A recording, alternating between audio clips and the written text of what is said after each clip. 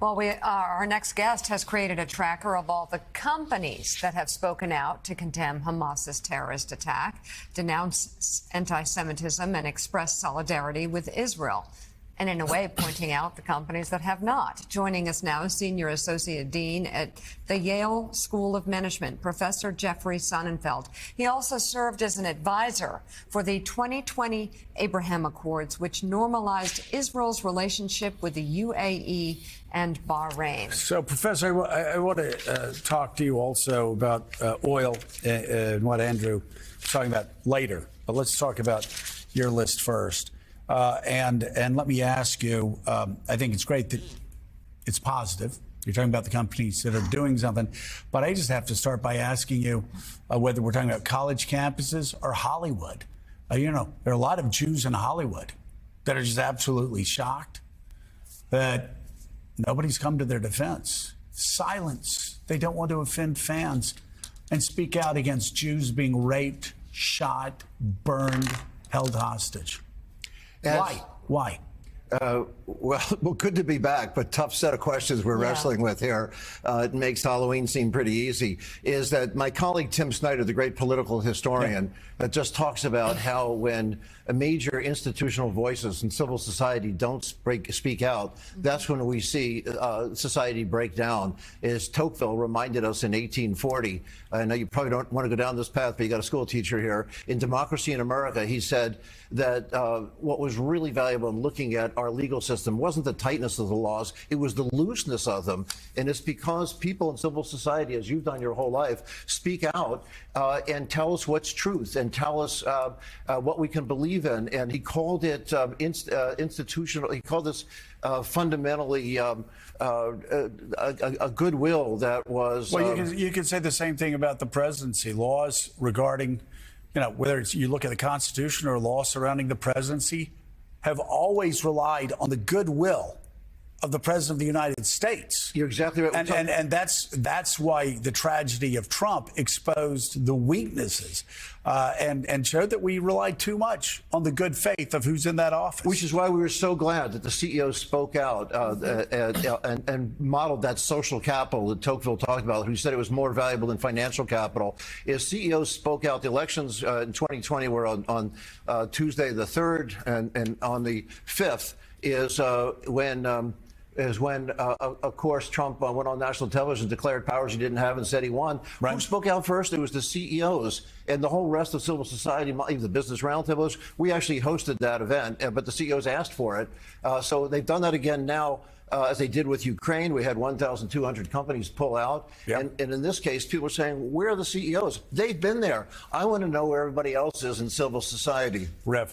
Yeah. One of the things when you and Joe talk about the goodwill of a president, don't forget when Charlottesville happened and they were marching, talking about we will not be replaced, about Jews. Jews will not replace us. Jews will not replace us. The president, Donald Trump, who was running president, said, well, there are good people on both sides. So this gives a more, in my opinion, important reason for CEOs to stand up. And I saw some CEOs stand up during George Floyd that later disappeared. How are you going to attract that they keep these commitments as we're going through a prolonged thing? And are they doing something in their companies to monitor anti-Semitism and Islamophobia? Well, that's a really good point. Jonathan Greenblatt, who's a frequent guest on this show, also has a petition for companies to actually take a stand against anti-Semitism specifically. Companies are sending money. Companies are putting in policies.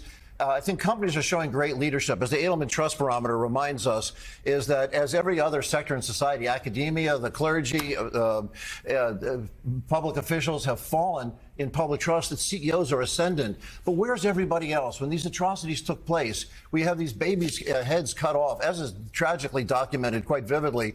Where was Save the Children? Where's Amnesty International? That very same day, Oxfam, they're out there condemning the victims right away before there was any question. It's grotesque, Mike. It's just absolutely grotesque. And it shows a built-in anti-Semitism in all these groups, and it's just like the United Nations. I mean, look at all the condemnations of Israel through the years. And then Hamas. How many condemnations of Hamas through the years? Well, that gets to, you know, who are we and what do we know about the past? What do we know about history? What do we know about the history of Jews in the world, not just the United States? So my question to you would be, what role does a seemingly combination of political, cultural, and educational amnesia have to do with all of this? Things taught in high school, in grade school, or things not taught.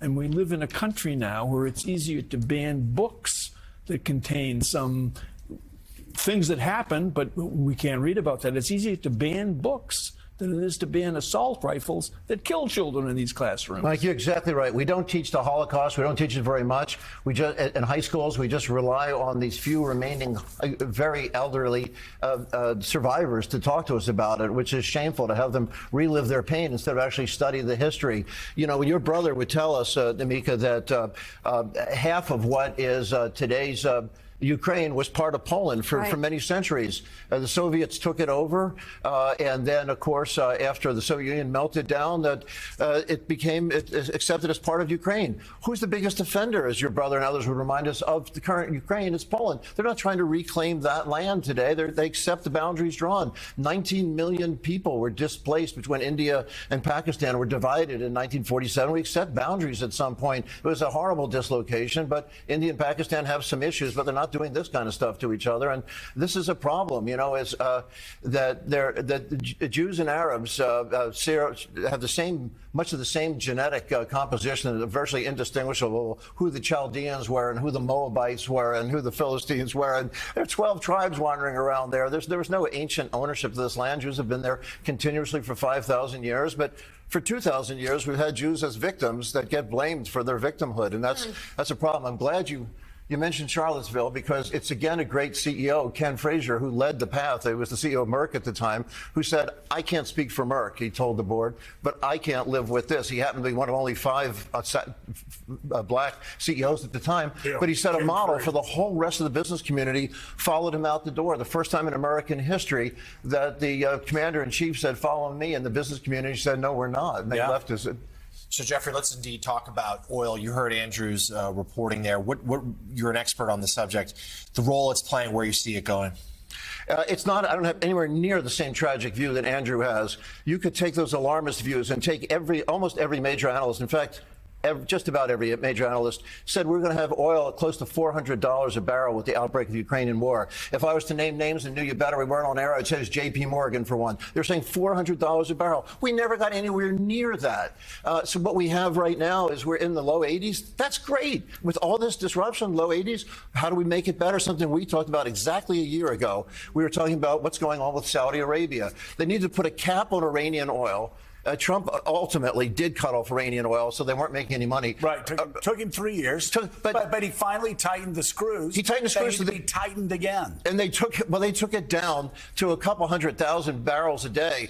Now it's back up to 4 million barrels a day. Make no mistake, that oil revenue funds Hamas, funds Hezbollah, exactly, funds the Houthi rebels, funds all of their terrorism across the globe. Just turn that spigot off. You're exactly right. And how do you replace it so Andrew doesn't get worried about oil markets?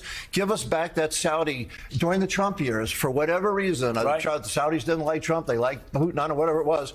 They voluntarily cut back a third of their production. That third of production, coincidentally, is just 4 million barrels. Just everything that it's a swap for the Iranian oil. So we have no problem in the markets, and China can buy their oil from Saudi Arabia instead of Iran. Yeah. Senior Associate Dean at the Yale School of Management, Jeffrey Sonnenfeld. Thank you very much. Come back. Thanks so much. Good to see you. Come